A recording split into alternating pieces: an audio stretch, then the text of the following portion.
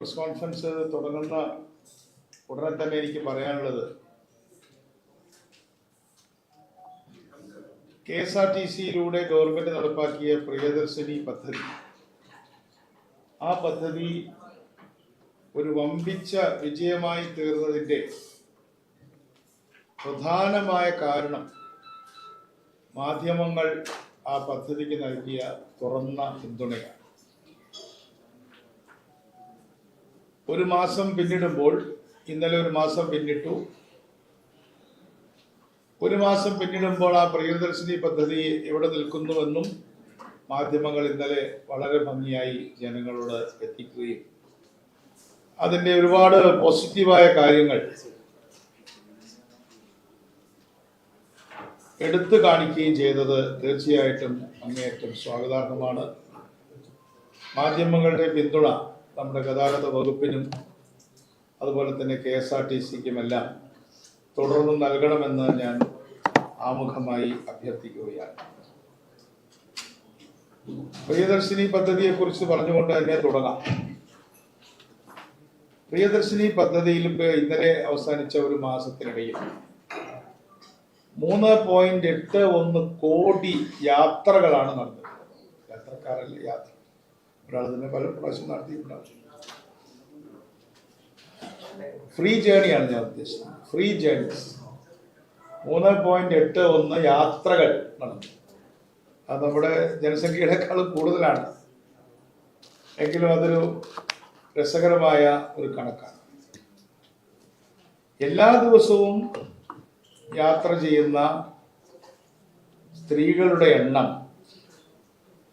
ഏകദേശം 5 ലക്ഷം 6 ലക്ഷത്തിൽ നിന്ന് 12.71 ലക്ഷമായിട്ട് ഉയർന്നിരിക്കുകയാണ്. അതുപോലെ തന്നെ സ്ത്രീകളുടെ ശതമാനം യാത്രക്കാരിൽ 66% ഉയർന്നു. 64% ആളുകളും ഇന്നിപ്പോൾ സ്ത്രീകളാണ്. നമ്മൾ സ്ത്രീകൾക്ക് 1/3 സംവരണം വേണമെന്നൊക്കെ പറയുന്ന കാലത്ത് 2/3 പേരും ഇപ്പോൾ സ്ത്രീകളാണ് എന്നുള്ളത് വളരെ പ്രധാനപ്പെട്ട കാര്യമാണ്. അതുപോലെ തന്നെ നമ്മുടെ ആവറേജ് വാല്യൂ, ഒരു ടിക്കറ്റിന്റെ ആവറേജ് വാല്യൂ 21. ഇത്തരത്തിലുള്ള നിരവധി കണക്കുകളുണ്ട്. ഞാനെല്ലാം വിസ്തരിച്ച് പറയുന്നില്ല. നിങ്ങൾക്ക് അത് പബ്ലിക് ഡൊമൈനിൽ നൽകാൻ സാധിക്കും.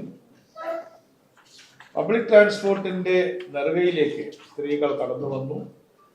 സ്ത്രീകളുടെ വരുമാന വർധനമുണ്ടാക്കിയ ഒരു പദ്ധതിയാണ് ഇത് എന്ന് നമ്മൾ പറഞ്ഞിട്ടുണ്ട്. അത് ക്വാണ്ടിഫൈ ചെയ്യുന്നതിന് വേണ്ടിയിട്ട് നമ്മുടെ PhD ബിരുദധാരികളായിട്ടുള്ള ആളുകളുടെ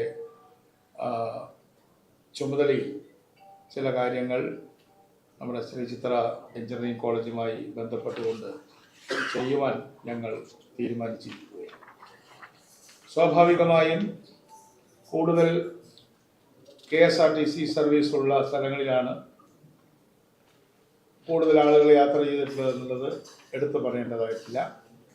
എല്ലാവർക്കും അറിയുന്ന കാര്യങ്ങളാണ്. അതിൻ്റെ വിശദാംശങ്ങളിലേക്കും തന്നെ ഞാൻ കൂടുതൽ പോകാൻ ആഗ്രഹിക്കുന്നില്ല. പക്ഷേ രസകരമായിട്ടുള്ള ഒരു കാര്യം, ഇതിൻ്റെ ഒരു ഇമ്പാക്റ്റ് പരിസ്ഥിതിയിലും ഉണ്ടായിട്ടുണ്ടെന്ന് കേൾക്കുമ്പോൾ ഒരുപക്ഷെ പലർക്കും അത് രസകരമായിട്ട് കൗതുകരമായിട്ട് തോന്നും. നമ്മുടെ വണ്ടികൾ പുറപ്പെടുവിക്കുന്ന കാർബൺ ഡൈ ഓക്സൈഡ് 1000 പാസഞ്ചറിന് 504 കിലോഗ്രാം ആയിരുന്നു. എന്നാൽ അത് 404 കിലോഗ്രാം ആയിട്ട് കുറഞ്ഞു. അപ്പോൾ നമ്മൾ KSRTC ക്ലീനറായി, എയർ പെർ ക്യാപിറ്റ നമ്മൾ നോക്കുന്ന സമയത്ത് ക്ഷമിക്കണം, കുറച്ചുകൂടെ ക്ലീൻ എയറാണ് നമ്മളിപ്പോൾ പെർ ക്യാപിറ്റ കൊടുക്കുന്നത്. കാർബൺ ഡൈ ഓക്സൈഡ് എല്ലാം ഉണ്ടാവുന്നുണ്ട്. പക്ഷെ കൂടുതൽ ആളുകളെ കൊണ്ടുപോകുന്നതുകൊണ്ട്, ആളുകളെ കമ്മിറ്റ് ചെയ്യുന്നതുകൊണ്ട് നമുക്ക് CO2 carbon dioxide per 1000 passengers 504 ആയിരുന്നു. അത് 404 ആയിട്ട് 100 കിലോഗ്രാം, അത് ഒരു സൈസബിൾ നമ്പറാണ്, കുറഞ്ഞിരിക്കുകയാണ്. ഇത്തരത്തിലുള്ള ഒരുപാട് കണക്കുകൾ നമ്മളിപ്പോൾ എടുത്തിട്ടുള്ളതെല്ലാം ഞാൻ ഈ പത്രസമ്മേളനത്തിൽ പറയേണ്ടതായിട്ടില്ല എന്ന് നിങ്ങൾക്കറിയാം. അതുപോലെ തന്നെ പ്രിയദർശിനിയുടെ ഫീഡ്ബാക്ക് നിങ്ങൾക്ക് ഞങ്ങളെക്കാൾ കൂടുതൽ ഫീഡ്ബാക്ക് കിട്ടിയിട്ടുണ്ട്. അതിൽ സ്റ്റാർ എന്നുള്ള രീതിയിൽ നമ്മുടെ ആപ്പിൽ 1 സ്റ്റാർ, 2 സ്റ്റാർ, 4 സ്റ്റാർ, അതിൽ 5 സ്റ്റാറുകൾ 11,572 ആണെങ്കിൽ 1 സ്റ്റാർ വെറും 1,227. അത് നല്ലതാണെന്ന് പറഞ്ഞ ആളുകളിൽ തന്നെ 5 സ്റ്റാറിലും പ്രസ് ചെയ്തവരാണ് 1 സ്റ്റാറിൽ പ്രസ് ചെയ്തവരുടെ എത്രയോ കൂടുതൽ, അതായത് 10 ഇരട്ടി ആളുകൾ. 1 സ്റ്റാറിൽ പ്രസ് ചെയ്തതിൻ്റെ 10 ഇരട്ടി ആളുകൾ 5 സ്റ്റാറിലും പ്രസ് ചെയ്തിട്ടുണ്ട്. അതേസമയം 2 സ്റ്റാറിൽ പ്രസ് ചെയ്തതൊക്കെ വളരെ കുറവാണ്. എന്തായാലും ഇതൊക്കെ ഒരു ഇൻഡിക്കേറ്ററുകളും പഠനത്തിൻ്റെ കാര്യമാണ്. ഞാനതെല്ലാം വിശദമായിട്ട് പറയേണ്ട ആവശ്യമില്ല. ഞാൻ ആ വിഷയത്തിൽ കൂടുതൽ പഠനങ്ങൾ ആവശ്യം ഉള്ള ആളുകൾക്ക് അതിൻ്റെ റിപ്പോർട്ടുകളൊക്കെ തരാൻ KSRTC എപ്പോഴും വില്ലിംഗ് ആയിരിക്കും. മറ്റൊരു കാര്യം ഉണ്ടായിട്ടുള്ളത്, ഇത് ടൂറിസം സെക്ടറിനെ കൂടി ബാധിച്ചിട്ടുണ്ട്. ബാധിക്കുക എന്ന് പറഞ്ഞാൽ നല്ല അർത്ഥത്തിൽ ബാധിച്ചിട്ടുണ്ട്. കാരണം ഇപ്പോൾ മലക്കപ്പാറ, ചാലക്കുടിയിലുള്ള മലക്കപ്പാറ സാധാരണ ആളുകൾ ജോലിക്ക് പോകുന്ന സ്ഥലമല്ല, അത് ടൂറിസത്തിന് വേണ്ടി മാത്രം പോകുന്ന ആൾക്കാരാണ്. അവിടെ 48% ഗ്രോത്ത് ഉണ്ടായിട്ടുള്ളത്. നമ്മുടെ പാസഞ്ചർ ഏതാണ്ട് പകുതിയിലധികം ആൾക്കാർ, 10 പേര് പോകുന്നത് 15 ആള് പോയിട്ടുണ്ട്. അപ്പോൾ അവിടുത്തെ ആളുകൾക്കത് ബെനിഫിറ്റഡ് ആവുമല്ലോ, അവിടുത്തെ ലോക്കൽ പബ്ലിക്കിന് അത് ബെനിഫിറ്റഡ് ആവും. അപ്പോൾ ഗവി എന്ന് പറഞ്ഞാൽ അറിയാൻ ഒരു വനമാണ് ഗവി എന്ന് പറയുന്നത്. അവിടേക്ക് 30% ആളുകൾ കൂടുതൽ പോയിട്ടുണ്ട്. നെല്ലിയാമ്പതിയിലേക്ക് 46% ആൾക്കാർ പോയിട്ടുണ്ട്. അതേപോലെ തന്നെ പൊന്മുടിയിലേക്ക് ഏതാണ്ട് 31% ആളുകൾ അധികം പോയിട്ടുണ്ട്. അപ്പോൾ നമ്മുടെ ഹിൽ സ്റ്റേഷനിലുള്ള നമ്മുടെ ടൂറിസ്റ്റ് സ്പോട്ടിലേക്ക് വളരെയധികം ആളുകൾ പോകുന്നുണ്ട്. അതിൻ്റെ ഒരു കൂടുതൽ ആളുകൾ കയറുന്നതിൻ്റെ ബുദ്ധിമുട്ട് സാധാരണ നിലയ്ക്കൊക്കെ ഉണ്ടാവുമല്ലോ. എങ്കിലും അതൊക്കെ നമുക്കിനി മിറ്റിഗേറ്റ് ചെയ്യേണ്ട കാര്യങ്ങളാണ് എന്നാണ് എനിക്ക് ആദ്യമുഖമായിട്ട് പറയാനുള്ളത്. എന്തായാലും നമ്മളെ സംബന്ധിച്ചിടത്തോളം ഒരു വലിയ സക്സസ്ഫുൾ ആയിട്ടുള്ള ഒരു പദ്ധതി നടപ്പാക്കിയതിൻ്റെ ചാരിതാർത്ഥ്യത്തിൽ ഞങ്ങൾ ഡിപ്പാർട്ട്മെൻറ്റ് മുന്നോട്ട് പോകുമ്പോൾ ഞങ്ങൾ വലിയ പിന്തുണ നൽകി. ജനങ്ങളും അത് നല്ല രീതിയിൽ അതിനെ പിന്താങ്ങിയെന്ന് മാത്രമല്ല, പൊളിറ്റിക്കലായിട്ട് പറയുമ്പോൾ ആദ്യത്തെ ദിവസത്തെ ഉദ്ഘാടനത്തിന് പ്രതിപക്ഷം വരില്ല എന്നൊക്കെ പറഞ്ഞെങ്കിലും പ്രതിപക്ഷത്തിൻ്റെ ഭാഗത്തു നിന്നും വളരെ നല്ല ഒരു സമീപനം, അതിനെ എതിർക്കുന്നതോ അതിനെ വേണ്ടെന്ന് പറയുന്നതുമായിട്ടുള്ള, അതിനെ നിരുത്സാഹപ്പെടുത്തുന്ന യാതൊരു തരത്തിലുള്ള നടപടിക്രമങ്ങളും ഉണ്ടായില്ല എന്നുള്ളതിൽ പ്രതിപക്ഷ കക്ഷികളോട് ഞങ്ങൾക്ക് വളരെയധികം, രാഷ്ട്രീയം ഞാൻ പറയുകയാണ്, വളരെ തൃപ്തിയാണുള്ളത്. അവരുടെ സംഘടനകളിൽ ചില സംഘടനകളൊക്കെ ഒരു ദിവസമൊക്കെ വനിതാ സംഘടനയൊക്കെ സമരം ചെയ്തെങ്കിൽ അതൊന്ന് പിന്മാറുകയാണ് ചെയ്തത്. അതെല്ലാം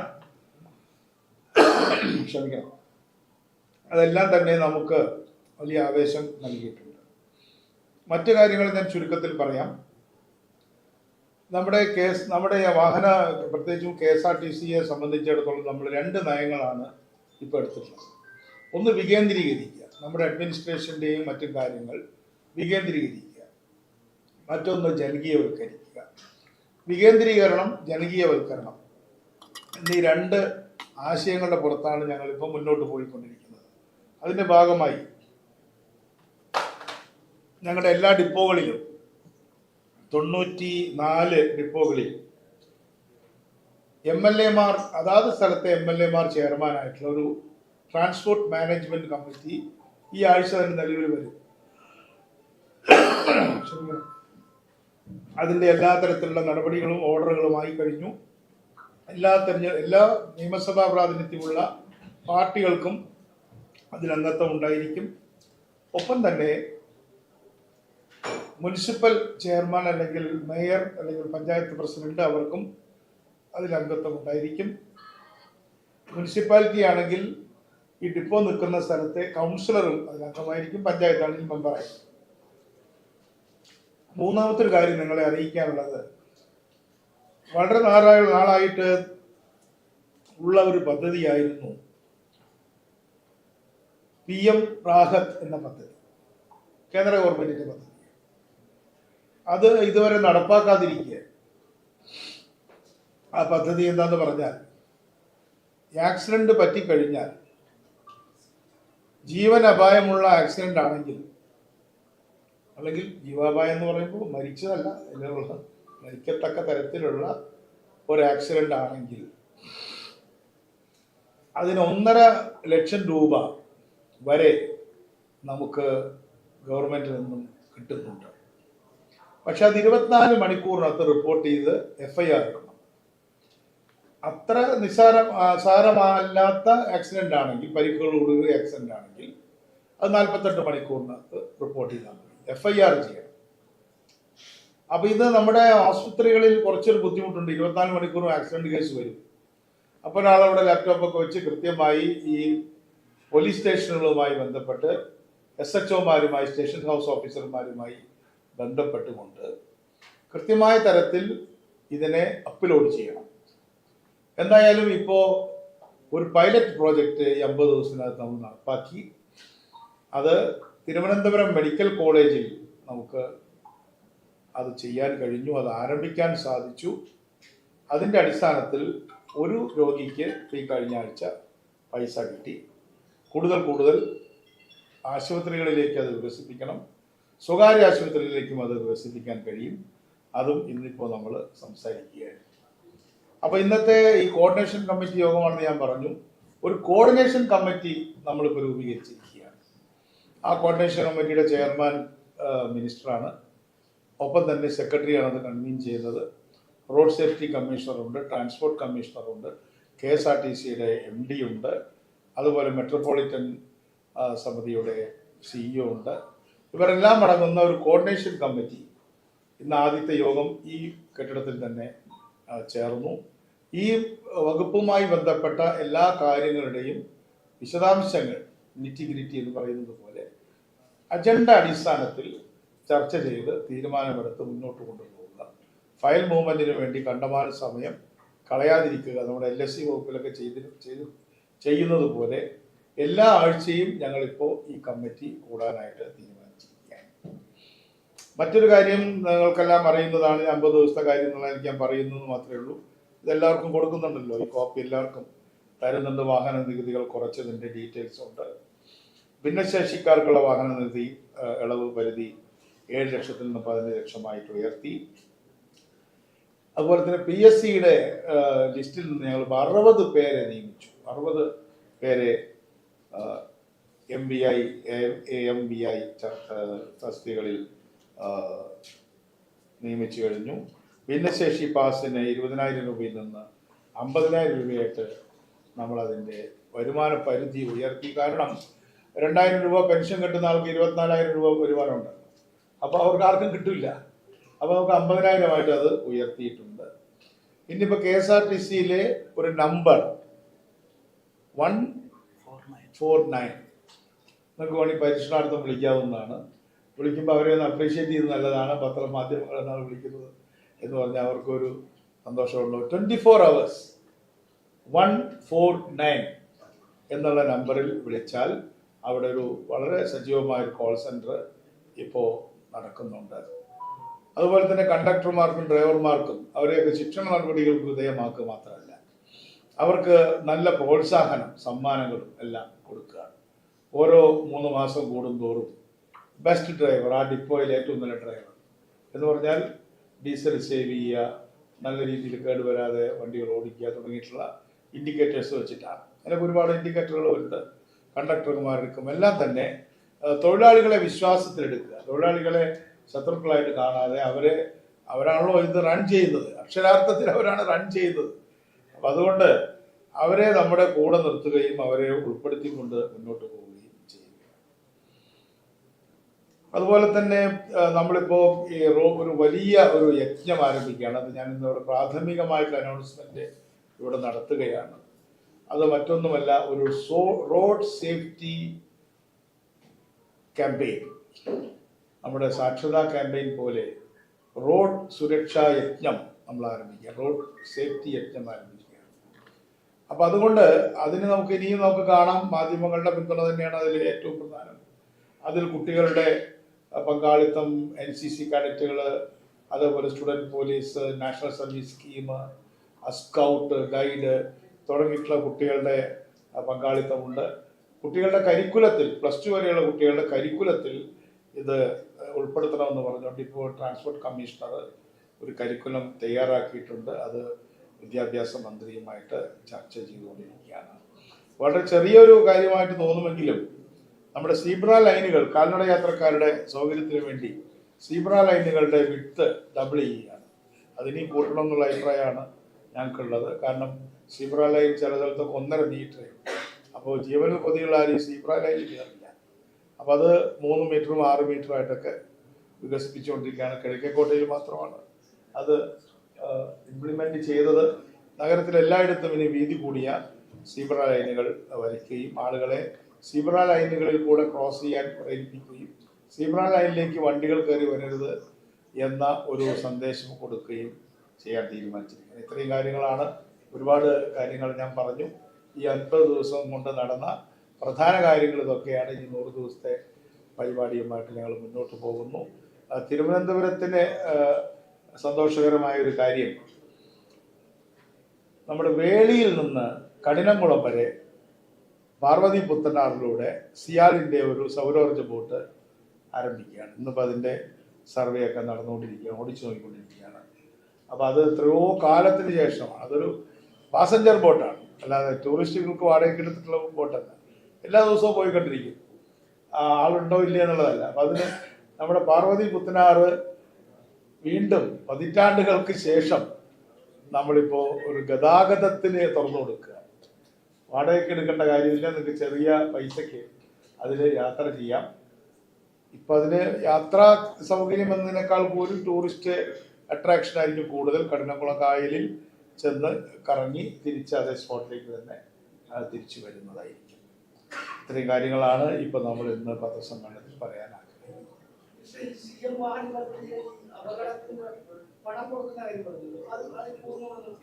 റാഹത്ത്, അതായത് ഒരു ആക്സിഡന്റ് പറ്റിക്കഴിഞ്ഞാൽ ഇന്നിപ്പോൾ MACT ക്ലെയിം അല്ലേ ഉള്ളത്. അത് വളരെയധികം സമയമെടുത്ത് കിട്ടുന്നൊരു കാര്യമാണല്ലോ. ഇപ്പം മരിക്കാതെ വളരെ വലിയ പരിക്ക് പറ്റിയ ഒരാൾ, അല്ലെങ്കിൽ ചെറിയ പരിക്ക് പറ്റിയ ഒരാൾക്ക് ട്രീറ്റ്മെന്റിന് പൈസ വേണ്ടേ? ആ ട്രീറ്റ്മെന്റിന് 1.5 ലക്ഷം രൂപ വരെ ഒരു ഇൻഷുറൻസ് ഇല്ലാത്ത ആൾക്കും കൊടുക്കുകയാണ്. വളരെ അട്രാക്റ്റീവ് ആയിട്ടുള്ള പദ്ധതിയാണ്. പക്ഷേ 7 ദിവസമേ കൊടുക്കുള്ളൂ. 24 മണിക്കൂറിനകത്ത് FIR കാണിക്കണം. കാരണം ആക്സിഡന്റ് തന്നെയാണെന്ന് അറിയണമല്ലോ. ആ ആക്സിഡന്റ് പറ്റുന്ന ആളുകൾക്ക് 1.5 ലക്ഷം രൂപ വരെ ട്രീറ്റ്മെന്റ്. ഈ ഒരു പദ്ധതി എന്തുകൊണ്ടാണ് മുൻ ഗവൺമെന്റ് ചെയ്യാതിരുന്നത് എന്ന് എനിക്ക് അറിഞ്ഞുകൂടാ. എന്തായാലും നമ്മളത് തുടങ്ങി. നമ്മൾ സെക്രട്ടറി നമ്മളോട് ജോയിൻ ചെയ്യാണ്. അത് 2-3 ആളുകളെ ആയിട്ടുള്ളൂ, പക്ഷെ വളരെ വേഗം വരും. ഇനി ആശുപത്രികളോട് ഞങ്ങൾ അവരെ സമീപിക്കുകയാണ്. അതിലൊരു ക്രിട്ടിക്കലായ പ്രശ്നം, ഈ ആശുപത്രിയിൽ ഒരാൾ 24 മണിക്കൂർ ഇതിനു വേണ്ടി ഇരിക്കണം, ഡെഡിക്കേറ്റഡ്. ചില ദിവസം 5 ആക്സിഡന്റ് ഉണ്ടാവും, ചിലപ്പോൾ 2 ഉണ്ടാവും, ലൈക്ക് ദാറ്റ്. പക്ഷെ ആളവിടെ ഇരിക്കണം. ഇല്ല, ആ സമയത്ത് ചെയ്തില്ലെങ്കിൽ പിന്നെ ചെയ്തിട്ട് കാര്യമില്ല. 24 hours ചെയ്യണമല്ലോ. അപ്പോൾ അതിനു വേണ്ടി നമ്മൾ ആളുകളെ നമ്മൾ മാൻ ചെയ്യും അവിടെ സ്പോട്ടിൽ. ഗതാഗത വകുപ്പുമായി ബന്ധപ്പെട്ട് ചെയ്യും. അത് ആശുപത്രികളുമായി സഹകരിച്ചുകൊണ്ട് അവരുമായി ചോദിച്ച്, ഒരാൾ പോരല്ലോ, ഒരു ആശുപത്രിയിൽ ഒരാൾ പോരാ, 3 ആൾ മിനിമം 8 മണിക്കൂർ വേണം, പിന്നെ അവർക്ക് റെസ്റ്റ് വേണം. അങ്ങനെ അത് നമ്മൾ അതിന് വേണ്ടിയിട്ടുള്ള അഡ്മിനിസ്ട്രേറ്റീവ് എക്സ്പെൻഡിച്ചറും നമുക്കിതിൽ നിന്ന് എടുക്കാവുന്നതാണ്.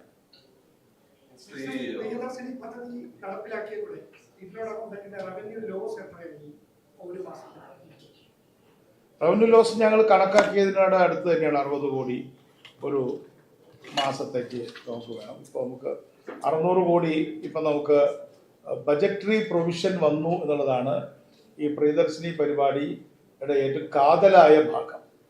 കാരണം പലപ്പോഴും ഗവൺമെന്റുകൾ പൊതുമേഖലാ സ്ഥാപനങ്ങളോട് പല കാര്യവും ചെയ്യാൻ പറയും. അവർ ചെയ്തു തുടങ്ങി, അതിൻ്റെ ലോസൊക്കെ അല്ലെങ്കിൽ അവർക്കതിന് വേണ്ടി വരുന്ന ഭാരമൊക്കെ ചെന്ന് പറയുമ്പോൾ ധനകാര്യ വകുപ്പിൽ വളരെയധികം കാലതാമസം ഉണ്ടാവും. ബഹുമാനായ മുഖ്യമന്ത്രി, അദ്ദേഹം ധനകാര്യമന്ത്രിയും കൂടെ ആയതിൽ വളരെ എഫിഷ്യൻ്റായിട്ട് കാര്യങ്ങൾ നടക്കുന്നതിന് സഹായകരമായി. നമുക്ക് 600 കോടി രൂപ ബജറ്ററി പ്രൊവിഷനുണ്ട്. അത് നമ്മൾ വാങ്ങിച്ചെടുത്താൽ മതി. മറ്റേത് കണക്ക് കൂട്ടി അപ്പോൾ ഫയൽ എഴുതി അത് എങ്ങനെയല്ല വേറെ തരത്തിലാണ് എഴുതേണ്ടിയിരുന്നത്, അങ്ങനെയുള്ള സംസാരങ്ങളൊന്നും തന്നെ ഉണ്ടായിട്ടില്ല. വളരെ സുഗമമായിട്ട് ആ പൈസ നമുക്ക് കിട്ടാൻ ബജറ്ററി പ്രൊവിഷൻ ഉള്ളത് കൊണ്ട് വളരെ സഹായകരമായി. ഈ ആദ്യത്തെ ഒരു മാസത്തെ കണക്ക് നോക്കിയാണെങ്കിൽ 60 കോടിയല്ല 28 കോടി വരെ പോയിട്ടുണ്ട്. അങ്ങനെ കണക്ക് കൂട്ടുകയാണെങ്കിൽ 2 തരത്തിലത് കണക്ക് കൂട്ടാം. അത് നമ്മളത് ചർച്ച ചെയ്തുകൊണ്ടിരിക്കുക. 1 മാസമല്ലേ ആയിട്ടുള്ളൂ. നമുക്ക് നമ്മുടെ എക്സ്പെൻഡിച്ചർ എത്രയാണ്, പിന്നെ ഇമാജിനറി നമുക്ക് എല്ലാവരും പൈസ തന്നിരുന്നെങ്കിൽ എത്രയാണ് എന്നുള്ള 2 തരത്തിൽ അക്കൗണ്ട് ചെയ്യുന്ന സമയത്ത് അത് ഞങ്ങൾ വളരെ വളരെ സൂക്ഷ്മമായി അത് നിരീക്ഷിച്ചുകൊണ്ടിരിക്കുക. അതേപോലെ തന്നെ ഈ പ്രിയദർശിനി ബസ് ടൂറിസം മേഖലയ്ക്ക് ഉണർവായെന്ന് പറഞ്ഞു. പക്ഷേ അപകടങ്ങൾ കൂടിയിട്ടുണ്ട്. ഒരു ബസ് ഇടിച്ചു, അതേപോലെ ഡൽഹിയിലേക്ക് പോയ ഒരു ബസ് ഈ അനിയന്ത്രിതമായ തിരക്ക് കാരണം കാടിന്റെ നടുവിലായിപ്പോയി. ഒരു പരാതിയായിട്ട് ഉയർന്നിട്ടുള്ളത് ഒന്നുകിൽ ഈ സീറ്റിംഗ് കപ്പാസിറ്റി അടിസ്ഥാനത്തിൽ യാത്രക്കാരെ കൊണ്ടുപോകണം, അല്ലെങ്കിൽ കൂടുതൽ ബസ്സുകൾ ഈ ടൂറിസം മേഖലയ്ക്ക് വേണം എന്നുള്ള ആവശ്യം ഉയർന്നിട്ടുണ്ട്. ബസ്സുകൾ കൂടുതൽ ഇടുന്നതിന് ഞങ്ങളുടെ കയ്യിൽ ഇപ്പോൾ ബസ്സിനൊരു കുറവുണ്ട്. ബസ് സ്പോൺസർ ചെയ്യാനായിട്ടുള്ള അഭ്യർത്ഥന നമ്മൾ നടത്തിയെങ്കിലും അത് പ്രോആക്റ്റീവായിട്ട് ഞങ്ങൾ ഇറങ്ങിയിട്ടില്ല. ഇപ്പോൾ MLA-മാർ അവരുടെ ഫണ്ടിൽ നിന്ന് ഓരോ ബസ് വാങ്ങിച്ചു തരണം എന്നുള്ളത് ആ നിയമം എനിക്ക് വരാൻ പോവുകയാണ്, അതിനുള്ള പ്രൊവിഷൻ. അതുപോലെ തന്നെ പഞ്ചായത്തുകൾക്ക്, മുനിസിപ്പാലിറ്റികൾക്ക്, ജില്ലാ പഞ്ചായത്തുകൾക്കൊക്കെ ഞങ്ങളെ സഹായിക്കാനായിട്ട് സാധിക്കും. അപ്പോൾ അതിൻ്റെയും നിയമങ്ങൾ നമ്മൾ അമെൻഡ് ചെയ്തുകൊണ്ടിരിക്കുകയാണ്. അത് നിങ്ങൾക്ക് 1 മാസത്തിനകത്ത് അത് ക്ലിയർ ആവുമെന്ന് എനിക്ക് തോന്നുന്നു. അങ്ങനെ വരുന്ന സമയത്ത് നമുക്ക് വേണ്ട സ്ഥലത്ത് അത് കൂട്ടിയിടാൻ കഴിയും. പിന്നെ നമ്മുടെ ആളുകളും 1 മാസം ആയല്ലോ, വളരെയധികം ഇടിച്ച് കയറരുത്. കണ്ടക്ടർമാർക്ക് വളരെയധികം ബുദ്ധിമുട്ടുണ്ട്. നിങ്ങളും കൂടെ ഞങ്ങളെ സഹായിക്കണം. ഒരുവിധം ആൾ കയറിയാൽ വാതിലടയ്ക്കുന്ന ഒരു സ്ഥിതി നമുക്ക് ഉണ്ടാകണം. സ്റ്റെപ്പിലൊന്നും യാത്ര ചെയ്യരുത്. ഇതൊക്കെ ഞങ്ങളിപ്പോൾ ഒരു കർശനമാക്കുകയല്ല, എങ്കിലും ആദ്യത്തെ ഒരു ഉണർവുണ്ടല്ലോ. അപ്പം അതുകൊണ്ട് ഇല്ല കുറഞ്ഞു വരാത്തതിന്റെ കാരണം ഇത് ഉപയോഗിക്കുന്ന വലിയൊരു നമ്പർ ആളുകളും ജോലിക്ക് പോകുന്നവരാണ്. അല്ലെങ്കിൽ ജോലിക്ക് പോയി മടുപ്പുള്ള ജോലികൾ ചെയ്ത് ഒന്ന് പുറത്ത് പോകണം. ടൂറിസം എന്ന് പറഞ്ഞാൽ അതാണല്ലോ, എല്ലാ ദിവസവും മടുപ്പിക്കുന്ന ജോലിയിൽ നിന്നുള്ളൊരു ബ്രേക്ക്. ആ ബ്രേക്ക് എടുക്കുക എന്നുള്ളതും ഈ തൊഴിലിന്റെ ഭാഗമാണ്. വിനോദം എന്നുള്ളത് തൊഴിലിന്റെ ഭാഗമാണ്. 8 മണിക്കൂർ വിനോദം ഉണ്ട്, നമ്മളത് പറഞ്ഞിട്ടില്ല, ചെയ്യാറില്ല. 8 മണിക്കൂർ അധ്വാനത്തിന്റെ കൂടെ 8 മണിക്കൂർ വിശ്രമവും 8 മണിക്കൂർ വിനോദവും ഉണ്ടല്ലോ മെയ് ദിനത്തിൽ. അപ്പൊ അതുകൊണ്ട് ആ വിനോദം എന്നുള്ളത് നമ്മുടെ അധ്വാനത്തിന്റെ കൂടെ ഭാഗമാണ്. അത് നമ്മൾ ഫ്രീ ആക്കിയിരിക്കുകയാണ് വിനോദവും. അത് വളരെ ഇമ്പോർട്ടന്റ് ആയ ഒരു കാര്യമാണ്.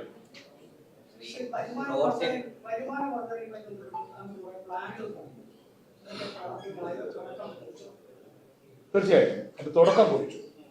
ഇപ്പൊ ഞങ്ങൾ ഈ മാസത്തിന്റെ തിരക്കിലായിരുന്നെങ്കിലും പരസ്യങ്ങൾ ഉണ്ടാക്കുന്ന കാര്യത്തിൽ, അതേപോലെ തന്നെ റേഡിയോ ഇതിനകത്ത് വയ്ക്കുന്നതിന് വേണ്ടിയിട്ടുള്ള പല റേഡിയോ സെറ്റുകൾ ഇതിനകത്ത് കേൾപ്പിക്കുന്ന കാര്യങ്ങൾ, വാർത്തകൾ മാത്രമല്ല അതിൽ കൂടെ പരസ്യവും വരുമല്ലോ. ഇതൊക്കെ നമ്മുടെ കൂടെ വന്നിട്ടുണ്ട്. അതുപോലെ തന്നെ വെറും സ്റ്റിക്ക് ചെയ്തിട്ടുള്ള പരസ്യം മാത്രമല്ല, നമുക്കൊരു മൂവി ആയിട്ടുള്ള പരസ്യത്തിൻ്റെ കാര്യങ്ങൾ, അതൊക്കെ നമുക്കൊരു ടെക്സ്റ്റ് ടൈം നമുക്ക് അതൊക്കെ ചിലത് എൻ്റർ ചെയ്യണം. അങ്ങനെയൊക്കെ ഉണ്ട്. വേറെ ആരോ ഒന്ന് ചോദിച്ചത്? ഇല്ല, ശമ്പളം എല്ലാം KSRTC കൊടുക്കുന്നുണ്ട്. അല്ല, അത് ആദ്യത്തെ ഒരാഴ്ച അവർക്ക് 6 ദിവസത്തെ ശമ്പളമാണ് കിട്ടിയത്. പിന്നെ ഇപ്പൊ അത് ക്ലിയർ ചെയ്തല്ലോ, കൊടുത്തു. ഇപ്പൊ ഫുൾ അങ്ങനെ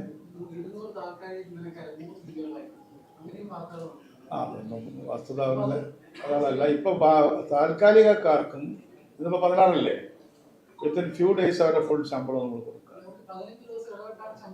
15 ദിവസമാണ് ആദ്യത്തെ ശമ്പളം. 6 ദിവസത്തെയാണ് കൊടുത്തത്. ഇല്ല, ഒരു ആഴ്ചത്തെ ഒന്നുമില്ല കൊടുത്തത്. ശമ്പളത്തിനൊന്നും പ്രോബ്ലം ഇല്ല. അത് എന്തെങ്കിലും പക്ഷെ ടെലിയോ ഇത് ബജറ്ററി സപ്പോർട്ടിലാണ് പോണത്. ഇൻഡസ്ട്രി സപ്പോർട്ടഡ് അല്ല. ക്ലിയർ അല്ലേ? ഇല്ല, പുറത്താക്കുന്നു. ആരും യെസ് യെസ് യെസ്. അപ്പൊ അത് ഉണ്ട്. അപ്പൊ നമ്മളത് ഇന്നിപ്പോ പറയാം. വെയിറ്റ് ഒരാളുടെ അടുത്ത് പറഞ്ഞു കേട്ടെ. നമ്മൾ അവർക്കൊരു ആംനസ്റ്റി, അതായത് ഒരു വിട്ടുവീഴ്ച ചെയ്യുകയാണ് അല്ലേ? മാർച്ച് 26 വരെയുള്ള അതിന്റെ ഡീറ്റെയിൽസ് അനൗൺസ് ചെയ്യാം. ഇന്ന് ഞങ്ങളുടെ കോർഡിനേഷൻ കമ്മിറ്റിയിലെ അതൊരു പ്രധാന അജണ്ടയാണ്. നിങ്ങളടക്കമുള്ള ആയിരക്കണക്കിന് ആൾക്കാർ ഇളവ് കിട്ടും. ഞാൻ പോലീസിന്റെ അത് ട്രാൻസ്പോർട്ട് വകുപ്പിനോട് ചോദിച്ചിട്ട് വല്ല കാര്യമുണ്ട്? പറയാം, എവിടെയെങ്കിലും ശ്രദ്ധിച്ചിട്ടേ പറയാം.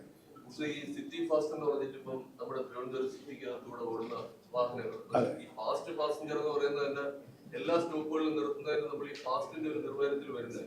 നമ്മുടെ സിറ്റിയിൽ ഓടുന്ന ഈ സിറ്റി ഫാസ്റ്റ് എന്ന് പറയുന്നത് മുഴുവൻ സ്റ്റോപ്പുകളിലും നിർത്തുന്ന വണ്ടിയാണ്. അപ്പൊ അതിന് യഥാർത്ഥത്തിൽ ഈ നമ്മൾ പറയുന്ന ഈ പ്രിയദർശിനി സ്കീമിൽ ഉൾപ്പെട്ടിട്ടില്ല. ശരിക്കും പറഞ്ഞാൽ അതൊരു ഫാസ്റ്റ് സിസ്റ്റം ആണോ? അപ്പൊ അതൊരു ഓർഡിനറി സിസ്റ്റം അല്ലേ? എല്ലാ സ്റ്റോപ്പിലും നിർത്തി പോകുന്ന ഈ വണ്ടി ഒരു ഓർഡിനറി സിസ്റ്റം അല്ലേ? അപ്പൊ അതിനെ കൂടെ നമുക്ക് ഈ പ്രിയദർശിനിയുടെ പരിധിയിൽ അങ്ങ് പെടുത്തിക്കൂടെ? കാര്യം പല റൂട്ടുകളിലും ശരിക്കും പറഞ്ഞാൽ ഈ സിറ്റി ഫാസ്റ്റ് മാത്രം. ഞങ്ങളുടെ ആഗ്രഹം എക്സ്പ്രസും ഫാസ്റ്റ് പാസഞ്ചറും ഒക്കെ പ്രിയദർശിനി ആക്കണം എന്നാണ്. പക്ഷെ ഇപ്പൊ അതിനുള്ള അങ്ങനെയാണ് അൾട്ടിമേറ്റ്. പക്ഷെ ഇപ്പൊ അതിനുള്ള ഒരു നിവൃത്തിയില്ല. ഇപ്പൊ അതിനുള്ള മാർഗം ഇല്ല. അതുകൊണ്ടാണ്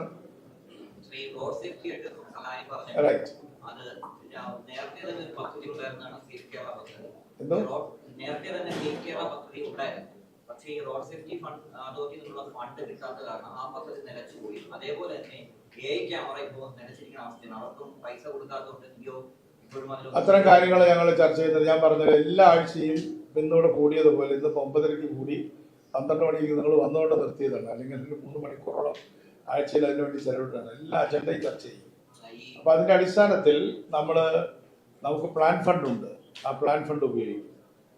നമ്മുടെ ഡിപ്പാർട്ട്മെന്റിന് 200 കോടി കഴിഞ്ഞും പ്ലാൻ ഫണ്ട് ഉണ്ട്. ആ പ്ലാൻ ഫണ്ടിൽ റോഡ് സേഫ്റ്റിക്കുള്ള ഒരു കോമ്പണന്റ് ഉണ്ട്. അത് ഉപയോഗിക്കും. അത് ഉപയോഗിക്കുന്ന മാത്രമല്ല, നമ്മൾ അവരിൽ ആരെയൊക്കെയാന്ന് ചോദിച്ചാൽ NCC cadets, national service scheme, student police, അതേപോലെ തന്നെ സ്കൗട്ട്, ഗൈഡ്, സ്റ്റുഡൻസ്, മൊത്തത്തിൽ എല്ലാവരും ഉപയോഗിച്ചുകൊണ്ട് ഒരു വലിയ യജ്ഞമായിട്ടാണ് നടത്താൻ പോകുന്നത്. അത് അതാത് സമയത്ത് അറിയിക്കാം. പൈസയുണ്ട്, പൈസ കൊടുക്കാത്തതാണ്. ഞങ്ങൾ അത് മേടിച്ചെടുത്തോളാം ഡിപ്പാർട്ട്മെന്റ്. അതുപോലെ ഈ ഓൺലൈൻ ടാക്സി 21-ാം തീയതി മുതൽ അനിശ്ചിതകാല സമരത്തിലേക്ക് കടന്നൊരു അറിയിപ്പുണ്ട്. അതായത് അവർക്ക് വേതനവർദ്ധനം അടക്കമുള്ള ആവശ്യങ്ങൾ മുന്നോട്ട് വെച്ചാണ് ഈ സമരം അവർ പ്രഖ്യാപിച്ചിരിക്കുന്നത്. അതിനൊരു ഇടപെടൽ ഉണ്ടാവും? അതിന് ഇടപെടൽ മാത്രമല്ല, അത് ഞാൻ പിന്നെ സമയക്കുറവുകൊണ്ട് പറയാതിരുന്നതാണ്. 6 പേരല്ലേ സാർ? 6 കമ്പനി. ഞങ്ങളിപ്പോൾ 6 ഇനം സ്റ്റേക്ക് ഹോൾഡേഴ്സുമായിട്ട് നമ്മൾ ഇതേ ഹാളിൽ തന്നെ നിരന്തരമായ ചർച്ച, നീണ്ട ചർച്ച നടത്തി. അതിലൊരു സ്റ്റേക്ക് ഹോൾഡറുടെ അടുത്ത് നിങ്ങൾ തന്നെ വന്നിരുന്നല്ലോ. നമ്മുടെ പ്രൈവറ്റ് ബസ്സുകാരുണ്ട്, ട്രക്കുകാരുണ്ട്, ടാക്സിക്കാരുണ്ട്, ഓൺലൈൻ ടാക്സിക്കാരുണ്ട്. എല്ലാവരുമായിട്ട് നമ്മൾ സംസാരിച്ചുകൊണ്ടിരിക്കുകയാണ്. അതുപോലെ തന്നെ ബസ്സിൽ തന്നെ സ്റ്റേജ് കാരിയർ എന്ന് പറയുന്ന ടിക്കറ്റ് എടുത്ത് പോകുന്ന ബസ്സുണ്ട്, അല്ലാതെ കോൺട്രാക്ട് കാരേജ് ഉണ്ട്. ഇനി എല്ലാവരുമായിട്ട് ഇനി ട്രക്കിൽ തന്നെ ഇനി നമ്മൾ വലിയ മറ്റേ അപകടങ്ങളൊക്കെ പലപ്പോഴും വിളിച്ചു വരുത്തുന്ന ട്രക്കുകളുണ്ടല്ലോ സ്പീഡിൽ പോയിട്ട്, അവരെല്ലാം നമ്മൾ വിളിച്ചു വരുത്തി അവരുടെ ആവശ്യങ്ങൾ ടിപ്പർ എന്ന് വിളിക്കുന്ന വിഭാഗത്തിൽപ്പെട്ട എല്ലാ സ്റ്റേക്ക് ഹോൾഡേഴ്സിനോടും സംസാരിക്കുക. ഇപ്പം അതിൽ നിങ്ങൾക്കൊരു ഞങ്ങളുടെ മുഖത്ത് വന്ന് അടിച്ച ഒരു സ്റ്റാറ്റിസ്റ്റിക്സ് ഞാൻ നിങ്ങളോട് പറയാം. അതായത് നമുക്ക് ബസ്സുകൾ എന്ന് പറയുന്ന ഒരു 25,000 ബസ്സുകൾ എല്ലാം അപ്രോക്സിമേറ്റ് 25,000. ഇനി എല്ലാം നമ്മൾ വിട്ടുപോയി നടക്കുന്ന 30,000 താഴെയാണ്. പക്ഷേ നിങ്ങളെ അതിശയിപ്പിക്കുന്നതുമായിരിക്കും, ട്രക്കുകളുടെ എണ്ണം 6 ലക്ഷമാണ്. 6 ലക്ഷം ചെറുതും വലുതുമായ ട്രക്കുകളുണ്ട്, 4 വീലർ ട്രക്ക്. അതിൽ 50, 60, 70 ലക്ഷം രൂപ വരെയുള്ള ട്രക്കുകളുണ്ട്. അപ്പോൾ ഞങ്ങൾ കണക്കുകൂട്ടിയത് 3 ലക്ഷം കോടിയിലധികം രൂപ ട്രക്കിൽ ഇൻവെസ്റ്റ് ചെയ്തിട്ടുള്ള ഇൻവെസ്റ്റേഴ്സ് മുടക്കിയിട്ടുണ്ട്. 3 ലക്ഷം കോടി നമ്മുടെ ടോട്ടൽ ബജറ്റിന്റെ ഇരട്ടിയാണ്, ഒരു വാർഷിക ബജറ്റിന്റെ. അപ്പോൾ ഇത് ഈ വാഹന മേഖലയിൽ സാധാരണക്കാർ മുടക്കിയിട്ടുള്ള പൈസ ഇത് കോർപ്പറേറ്റുകളൊന്നുമല്ല, അല്പം സമ്പന്നരും ഇടത്തരക്കാരുമായിട്ടുള്ള ആൾക്കാർ ചെയ്തിട്ടുള്ളതാണ്. അവർ തന്നെയാണ് പലരും വണ്ടി ഓടിക്കുന്നതൊക്കെ ചെയ്യുന്നത്, ചിലർ കുടുംബസമേതം വണ്ടി ഓടിക്കുന്നത്. അപ്പം നമ്മുടെ ഈ വാഹന മേഖല എന്ന് പറയുന്നത് മാധ്യമങ്ങളുടെയും ശ്രദ്ധ വരേണ്ടതാണ്. അപ്പം അത്തരത്തിലുള്ള നിക്ഷേപകർ അവർക്കെല്ലാം നമ്മൾ ചില വെൽഫെയർ പദ്ധതികളെ കുറിച്ചൊക്കെ ഞങ്ങൾ അവരുടെ ആവശ്യങ്ങൾ വന്നിട്ടുണ്ട്. അവരുമായി സംസാരിച്ച് സബ് കമ്മിറ്റികളൊക്കെ വെച്ച് അവരെയൊക്കെ നമ്മൾ ഉത്സാഹത്തിലേക്ക് കൊണ്ടുവരും. സാധാരണ ഇത്തരം സ്റ്റേക്ക് ഹോൾഡർ മീറ്റിംഗ് ഒന്നും നടക്കാറില്ല, പ്രത്യേകിച്ച് മന്ത്രിമാർ പങ്കെടുത്ത സ്റ്റേക്ക് ഹോൾഡർ മീറ്റിംഗ് നടന്നിട്ടേ ഇല്ല എന്നൊക്കെയാണ് പറയുന്നത്. എനിക്ക് അത്ഭുതം തോന്നുന്നു. ഞങ്ങൾ 6 മാസം കൂടുമ്പോൾ സ്റ്റേക്ക് ഹോൾഡേഴ്സിനെ കാണും. അവരുടെ ക്വസ്റ്റ്യൻസ് വേണമെങ്കിൽ അവർക്ക് അയച്ചു തരാം. ഈ ഹോളിൽ തന്നെയാണ് അവർ ഉണ്ടാവുക. പ്രധാന സമയത്ത് നിങ്ങളെയും കൂടെ വിളിക്കാം. ലൈക്ക് കളർ കോഡുമായിട്ട് ബന്ധപ്പെട്ട് നേരത്തെ ചർച്ച ഉണ്ടായിരുന്നു. ഈ വെള്ളം നിറമാണല്ലോ ഇപ്പോൾ ഉള്ളത്, മാറ്റം വരുത്തുന്ന റിപ്പോർട്ടൊക്കെ ഉണ്ടായിരുന്നു. അതിന്റെ കുറച്ച് സാങ്കേതികമായ കാര്യമായതുകൊണ്ട് ഞാനിപ്പോൾ അത് അനൗൺസ് ചെയ്യുന്നില്ല. പക്ഷെ അത് ലിബറലായി കാലത്ത് അവസാനഘട്ടത്തിൽ ലക്ഷറി ബസ്സുകൾ വാങ്ങിയിരുന്നു. 4 കോടിയോളം രൂപ വിലയുള്ള ബസ്സുകൾ വാങ്ങി അതിലെ ഹോസ്പിറ്റലിലേക്ക് ട്രെയിനിങ് പൂർത്തിയായിരുന്നു. പക്ഷെ ആ ബസ്സുകളൊന്നും ഇതുവരെ ഉടനെ ഇറക്കും. രണ്ടെണ്ണേ ഉള്ളൂ. അത്തരം ബസ്സുകൾ കണ്ടമാനം വാങ്ങിക്കുന്നത് നമ്മുടെ പോളിസിയല്ല, പക്ഷെ വാങ്ങിയത് നമ്മൾ ഉപയോഗിക്കും. KSRTC നേരത്തെ നമ്മള് കേരളത്തിലെ ഏറ്റവും കൂടുതൽ ആളുകൾക്ക് ജോലി കൊടുക്കുന്ന ഒരു പൊതുമേഖലാ സ്ഥാപനം. കഴിഞ്ഞ ഏതാണ്ട് 10 വർഷത്തോളമായി KSRTC ഈ PSC വഴിയുള്ള ഒരു അപ്പോയിന്റ്മെന്റ് നടക്കുന്നില്ല. അതിലെന്തെങ്കിലും ഒരു പുനരാലോചന ഉണ്ടാവും? സമയമെടുക്കട്ടെ, ഇരിക്കട്ടെ. പരിഗണനയിലുണ്ടോ? അല്ല, അത് വേണ്ടി വരുമല്ലോ. ലോങ് റണ്ണിൽ നമുക്ക് വേണ്ടി വരുമല്ലോ. നമുക്ക് ആളുകൾ വേണം. പിന്നെ താൽക്കാലിക ഡ്രൈവർമാരെയൊക്കെ വെച്ച് ഓടിക്കുമ്പോൾ അവരും ഇപ്പം ഞാൻ ഗവേഷണ പ്രബന്ധങ്ങൾ കണ്ടു. ഈ ഡ്രൈവർമാരുടെ മാനസികാവസ്ഥയെക്കുറിച്ച് ആളുകൾ വലിയ റിസർച്ച് ചെയ്തുകൊണ്ടിരിക്കുക. അവരുടെ ടെൻഷനും അവരുടെ വരുമാനമില്ലായ്മയൊക്കെ വെച്ച്. അതുകൊണ്ട് ഡ്രൈവർമാരെ കഴിയുന്നത് ഇപ്പോൾ ലോങ് റൂട്ടിൽ ഓടുന്നവരൊക്കെ പെർമനന്റ് ആക്കണം എന്നുള്ളൊരു പൊതു നിർദ്ദേശം കൊടുത്തിട്ടുണ്ട്. എല്ലാം പറ്റില്ല. അതൊക്കെ സ്വിഫ്റ്റൊക്കെ ഒന്നും ഇപ്പം എടുത്തിട്ടില്ല. എന്തായാലും ഞാൻ ഒരു അനൗൺസ്മെന്റിലൂടെ പറയാൻ നിങ്ങൾ കൊടുത്തതാണ്. നമ്മുടെ പ്രിയദർശിനിയുമായി ബന്ധപ്പെട്ട് അന്ന് ഞാനത് അനൗൺസ് ചെയ്തുകൊണ്ട് ഞാൻ അവിടെ പറയുന്നില്ല. അത് ആ കമ്മിറ്റി പ്രവർത്തനം തുടങ്ങി. കെ പത്മകുമാർ കമ്മിറ്റി പ്രവർത്തനം ആരംഭിച്ചു. അതിൻ്റെ ആദ്യത്തെ സിറ്റിംഗ് കഴിഞ്ഞു. അവരെ ഹിയറിംഗ് വെക്കുന്നുണ്ട്. ആ കമ്മിറ്റി എന്തായാലും 1 മാസം 1.5 മാസം കൊണ്ട് അതിൻ്റെ റിപ്പോർട്ടുകൾ തരുന്നത്. ആദ്യത്തെ യോഗം കഴിഞ്ഞു.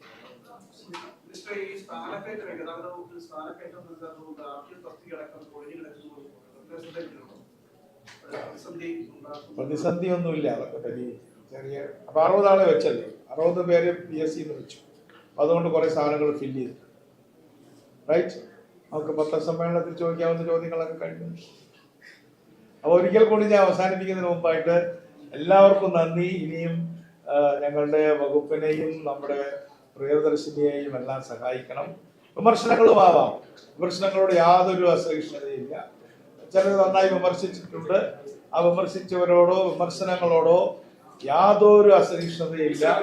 ക്രിട്ടിക്കലായിട്ട് തന്നെ നിങ്ങൾ അതിനെ ഇവാലുവേറ്റ് ചെയ്തു. അത് ഞാൻ പറഞ്ഞല്ലോ, മോഡിഫിക്കേഷന്റെ കാര്യം അത് പറയാം. Good question. അതുപോലെ ഡിസ്കസ് ചെയ്യും. ഈ മോഡിഫിക്കേഷനിൽ അവര് തന്നെ പറയും വോക്കൽ എന്നൊരു സംഭവമുണ്ട്. എന്ന് പറഞ്ഞാൽ എന്താ അർത്ഥം എന്നറിയോ? വലിയ സ്പീക്കറുകൾ പുറത്തേക്ക് കേൾപ്പിച്ചിട്ട് ഒരു കുട്ടി മരിച്ചുപോയി. വണ്ടിയിൽ പാട്ട് വെച്ച് പുറത്തു നിന്ന് നൃത്തം ചെയ്ത വണ്ടി സ്റ്റാർട്ടായി അല്ലേ? ഒരു കാര്യം ഞാൻ കർശനമായിട്ട് പറയാം. ഈ ഗവൺമെന്റ് പൊതുവിൽ വളരെ പെർമിറ്റിംഗ് ഗവൺമെന്റാണ്, അല്ല അനുവദിക്കുന്ന ഗവൺമെന്റാണ്. ലിമിറ്റ് ചെയ്ത് പോവുകയല്ല. പക്ഷേ നമ്മൾ കൊടുക്കുന്ന പെർമിഷൻസ്, നമ്മൾ കൊടുക്കുന്ന മൃദുഭാവത്തിലുള്ള അനുവാദങ്ങൾ ദുരുപയോഗപ്പെടുത്തുകയും ദുരന്തങ്ങളിലേക്ക് നീങ്ങുകയും ചെയ്താൽ കർശനമായ നടപടികളുണ്ടാവും. വാഹനം കണ്ടുകെട്ടും. അതുകൊണ്ട് വോക്കൽ വെച്ചവരൊക്കെ, ആ ചോദ്യം ചോദിച്ചത് നന്നായി, വോക്കൽ വെച്ചവരൊക്കെ വേഗം അഴിച്ചോളും. ഏത് സമയത്തും വാഹനം പിടിക്കും. അത് ബാക്കിയുള്ള മോഡിഫിക്കേഷൻസ് ഒക്കെ നമുക്ക് കളർ മാറ്റി അതൊക്കെ അനൗൺസ് ചെയ്യും. ടെക്നിക്കലായിട്ട് നമ്മൾ പത്രസമ്മേളനത്തിലല്ല പറയുന്നത് അല്ലേ? അത് പറയുമല്ലോ. അത് കൃത്യമായിട്ട് അത് അനുവദിക്കുന്നുണ്ട്, അത് പറയുന്നു. അപ്പം എല്ലാവർക്കും നന്ദി. അവർക്ക് വൈൻഡപ്പ് ചെയ്യാം. Thank you very much.